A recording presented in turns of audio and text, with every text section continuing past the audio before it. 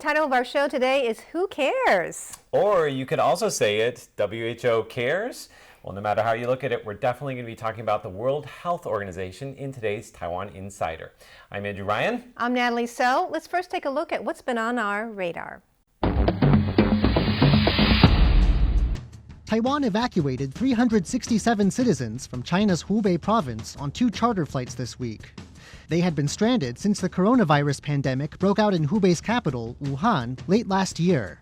All passengers are in quarantine and are being tested for COVID-19. President Tsai Ing-wen has announced that Taiwan will donate 10 million surgical masks to countries that have been hard hit by the COVID-19 outbreak. Government efforts to ramp up production have more than quadrupled Taiwan's output to 13 million masks a day. Foreign Minister Joseph Wu says that the U.S., countries in Europe, and Taiwan's diplomatic allies are likely to be the recipients. The government has introduced new social distancing guidelines for public places. The guidelines came as the number of COVID-19 cases in Taiwan surpassed 300. They recommend that people stay at least a meter apart when outdoors and 1.5 meters apart indoors. There are no penalties in place to punish offenders, but the government says they may be introduced in the future. U.S. President Donald Trump has signed the Taipei Act into law. That's after both houses of the U.S. Congress passed it unanimously. The act seeks to deter other countries from downgrading their ties with Taiwan. It also provides U.S. backing for Taiwan's participation in international organizations. A prominent Taiwanese politician, former Premier Hao Bo-chun, has died at the age of 100. Before becoming premier, Hao had a distinguished military career. He led the battle between the ROC and PLA forces in Kinmen. He served as defense minister, and he was also the longest-serving chief of the general staff. And now for our words of the week. Andrew, ready to guess? Yes. Let's see what you have. Cocktail. Goat. Gabby? Gap? Gap. My former employer. Okay, we're not talking about that gap. There is a major gap between Taiwan and the World Health Network because we're not a member of the WHO. I'll be telling you why I think the WHO needs Taiwan. Also, the government wants us to keep a greater physical gap between people. So I'll be telling you about those new rules in just a moment. Excellent. You ready for my word? Yes. All right. V for victory. No. Vigilance. Yes, good word. Excellent. Yeah, so some people have been saying that actually the coronavirus situation in Taiwan is spreading more slowly than expected.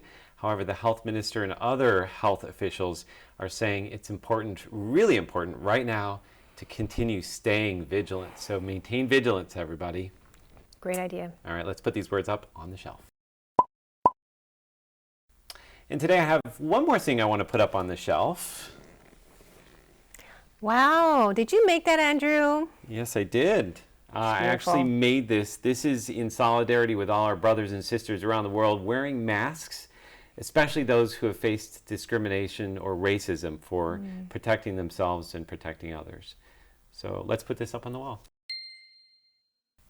We're going to begin with a video about Taiwan that went viral for all the wrong reasons.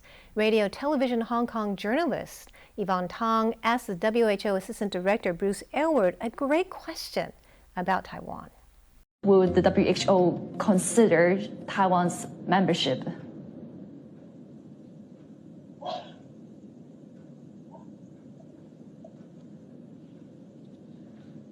Hello? I'm sorry, I can't hear. I couldn't hear your question. Okay, yeah. Let me repeat the question. No, that's okay. Let's move to another one then. Right, because I'm actually curious on talking about Taiwan as well, on Taiwan's case.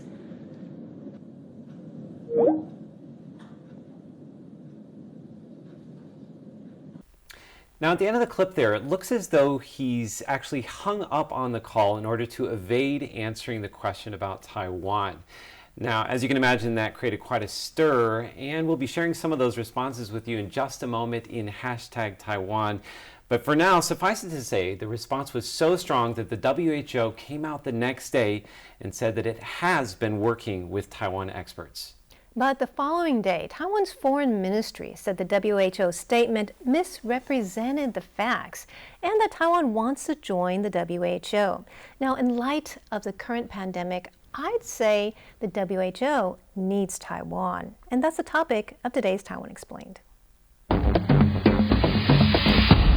In today's Taiwan Explained, I'm going to tell you why the WHO needs Taiwan to become a full-fledged member. All right, Natalie, we have a minute on the clock. Are you ready to go? Yes, I am. Let's do it. When Taiwan heard about a SARS-like virus in Wuhan, it saw the threat before anyone else. On December 31st, it began monitoring passengers from Wuhan. The U.S. State Department spokesperson said December 31st, that's the same day Taiwan first tried to warn the WHO of human-to-human transmission. Chinese authorities, meanwhile, silenced doctors with catastrophic consequences. The WHO ignored Taiwan's warning. In fact, though Taiwan has won global praise for its containment of COVID-19, the foreign ministry says from the start of the epidemic, the WHO has not shared the information Taiwan has given it about its prevention methods. Taiwan has not been allowed to participate in 70% of WHO technical meetings in the past decade. And Taiwan can't participate in the Global Outbreak Alert and Response Network. Now, Taiwan lets experts rather than politics lead the way in health issues, like Vice President Chien-jen, who is an epidemiologist. Oh, wow. One last sentence? Yeah. Well, when the world isn't clear what's going on in China, Taiwan can help. That's a great way to end it, Natalie. And that is today's Taiwan Explained. This week on Hashtag Taiwan, I once again am coming to you from an RTI studio.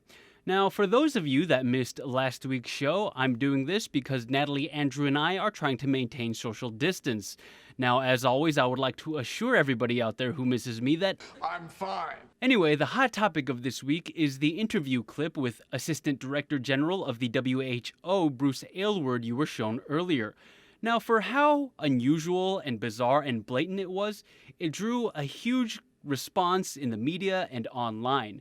For those of you that don't know what I'm talking about, I'll give you an abridged version right now. A journalist from Radio Television Hong Kong interviews a WHO official. The journalist asks a question about Taiwan. The WHO official pretends not to hear the question. The journalist repeats her question. The WHO official turns off the call. Now, Johann Vorster said it best when he said, "Wow, that was uncomfortable." My favorite part of the interview is when Bruce Aylward first hangs up the call, leaving the journalist Yvonne Tong to sit there, maintaining an expression perfectly balanced between professionalism, befuddlement, and an emotion that I can only describe as, "Did that really just happen? Really? Did that just happen? Is that for real?" I'm going to start off with a comment from former RTI English team member Charlie Storer. He posts, "Oh, we're just about to go into a tunnel," said Aylward before his words gave way to an unconvincing white noise. No one is buying into Aylward's charade that he had a poor internet connection. In fact, the only thing people seem to buy is the possibility that Aylward has been bought out by the Chinese government. Now, during my research, I saw a lot of references to a money symbol behind Aylward, and it wasn't until later that I realized people were talking about the WHO flag behind Aylward during the interview. On it, there's an insignia that actually resembles a dollar sign. Now, people might take this as a cynical symbol of how the WHO has been bought out by the Chinese government. Now, Aylward is Canadian, and for his actions, he's actually drawn the ire of his fellow Canadians. Peggy Ann Vince says, "I live in St. Albert, Alberta, Canada, and I can say we as a people that are informed cannot believe the hypocrisy of WHO not to acknowledge Taiwan's great job in this international pandemic. It should be evident to anyone that they are not part of China." Now, James Kung goes one step further and says, "As a Taiwanese, he's the rudest Canadian I've ever seen." This entire fiasco has just been so strange and almost comical that people are memeing the situation. Jolin Xie tagged her friend Sharon Su in a post saying that the entire interview was like when you ask your man, "What are we?" The joke is that when a girl tries to clarify her relationship with a man, the man just tends to kind of ignore it or walk away. Now, admiration for Yvonne Tong, the journalist, is skyrocketing. People are asking where they can follow her. Now, I actually have her Twitter handle for you right here. It's Yvonne_TG. Now, that's all I have for you this week. Until next week, stay safe, stay healthy, and Andrew and Natalie, stay away from each other. All right, thanks a lot, Leslie. Now, I have something here that I want to show you. This is what 1.5 meters looks like. Now, the reason why I'm showing you what this is because Taiwan's government has released new recommendations for social distancing, and they're saying 1.5 meters indoors, 1 meters outdoors. We just made it, Andrew. Barely. Barely. Barely. So how possible is it going to be to leave that much of a gap between you and your friends and family and people you don't know? Well, that's the question, because Taiwan is a very dense place. Let's have a look. With global cases of COVID-19 on the rise, social distancing has become the name of the game. Keeping a safe distance from other people is vital to cutting down transmission. Deputy Health Minister Xue Ruiyuan says that social distancing rules will be rolled out in 3 steps. The first step is creating concrete guidelines for people to follow. The second is educating the public on the measures. And the third and final step will be fining people who don't comply. Space in Taiwan is limited, though, so it will be difficult to follow social distancing rules in tight spaces like subways, elevators, and even restaurants. Long lines of people waiting to buy face masks could get even longer when the new rules kick in. And as for taking someone's temperature when they're entering a public space, that might be impossible to do from a distance. Now, I recently spoke with National Taiwan University epidemiologist Chien-jen, and I asked him what he thought of this new guideline of 1 to 1.5 meters between people. Yeah, I mean, 1 meter is sort of the minimum, because we know clearly from the various aerosol and droplet studies that, not to talk about coughing or sneezing, just simply talking loudly can generate aerosol droplets that can go quite beyond 1 meters. Really? 1.6 or even 2 meters. Yeah, there are plenty. I mean, there are now plenty videos from this kind of high-speed camera that captures the movement of droplets. It's invisible to eyes, but if you use high-speed camera, it's very clear. So after talking with Lynn, now I understand why we need to keep that social distance, Andrew, because just talking can infect people. Oh my gosh. You gotta be healthy. No, I'm just kidding. Well, it's good to see you were doing the interview via Zoom too. Yes, so a lot of that is going on these days, a lot of video conferencing. He also mentioned that masks really help protect each other. So that's something else that we can do. Okay, and we do want to remind you that actually starting on April 1st, all intercity buses and trains will require that passengers wear face masks at all times. So that's something you want to keep in mind as we head into the 4-day Tomb Sweeping Festival weekend. In today's Taiwan by Number, we're going to be talking about the Tomb Sweeping Festival, which people in countries across Asia will be celebrating this weekend, specifically on Saturday, April 4th this year. Now, as you can imagine, the Tomb Sweeping Festival has something to do with taking care of grave sites and praying to your ancestors. We're going to start off with a question. How long have people been celebrating the Tomb Sweeping Festival? Wow, it's been for ages, I imagine. Let's say 1,500 years. 1,500 years. All right, that's a very good guess. Let's have a look at the answer. Oh, wow, even longer. 2,500 years. It is a long time. There are records of this? Yes, absolutely. And as you saw in that last picture, that's what the tombs look like here in Taiwan. A lot of them are very large. They're located on mountainsides often with a great view. And so what people will do is they'll put out food as an offering. Of course, they'll also sweep the grave site. They put out alcohol, they burn incense as an offering, and also burn paper money, which is thought to be useful in the afterworld. Now, they also do something with these colored pieces of paper. They place them on top of the tombs using stones. Now, these pieces of paper are associated with a number. What number is associated with those colored pieces of paper? I have no idea. 6. All right. Very good guess. Let's have a look at the answer.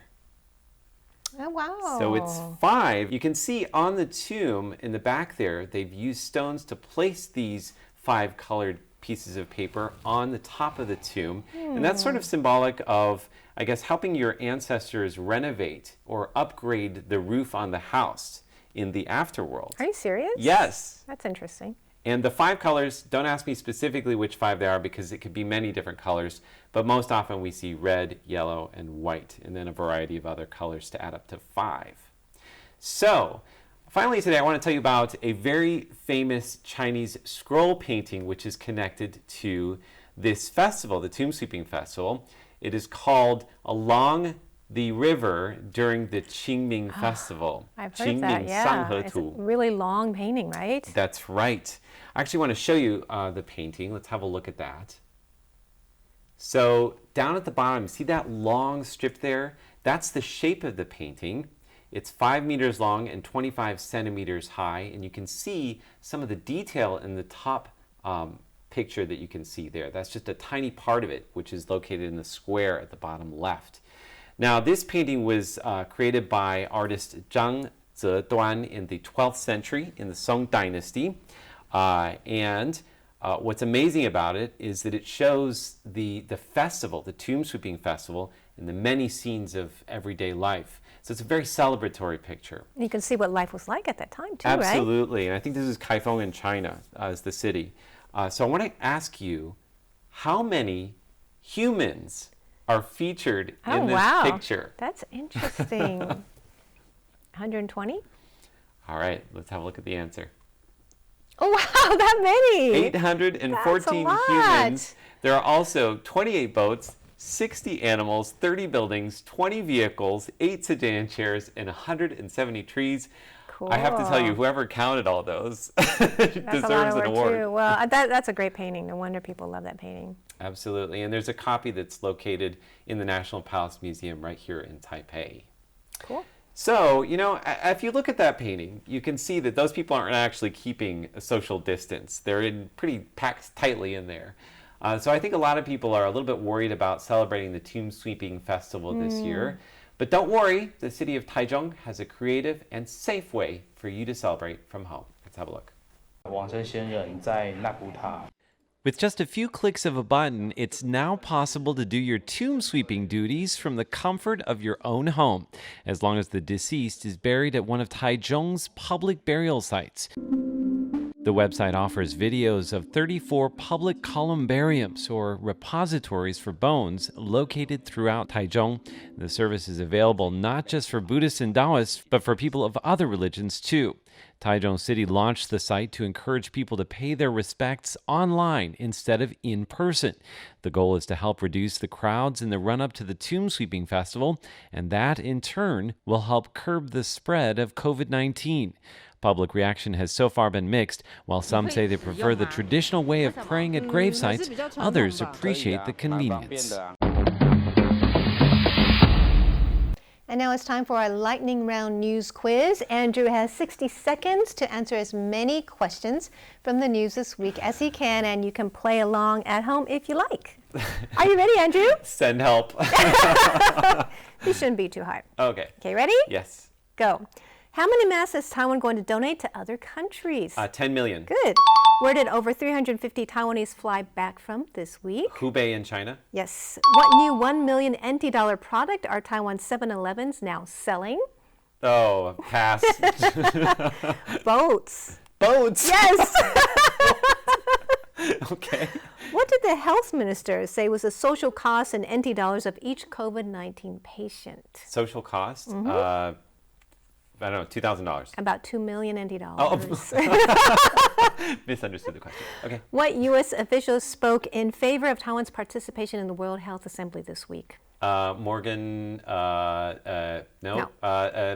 Trump. Mike Pompeo. Oh, okay. Secretary of State. Taiwan is one of the few countries in the world where children still do what? Go to school. Yes. Since people are staying home more, doctors have come out to say people should do what? Staying home, stay out of the hospital.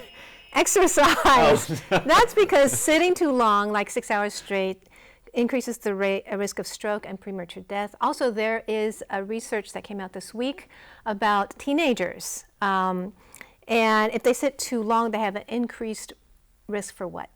Heart disease. No, teenagers. Teenagers.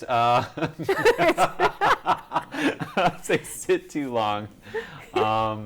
Teenagers? Yeah. Like, I don't know, falling asleep? What do teenagers? They have a higher risk of playing video games. That too. Depression. Oh, depression. So okay. The Zhang Tong Foundation says that light activity like getting a drink is recommended. So you Stand up and get a drink, a non-sugary drink. Yes, and you can tell your kids to get a drink for you and do some housework. That would really help their mental health at this time. All right, that's our news quiz for the week. We hope you enjoyed this inside look at Taiwan this week. Be sure to connect with us on social media. Yes, leave a comment below. We would love to hear from you. And remember to keep that distance. That's right. For Taiwan Insider, I'm Natalie So. And I'm Andrew Ryan. Have a safe tomb sweeping festival.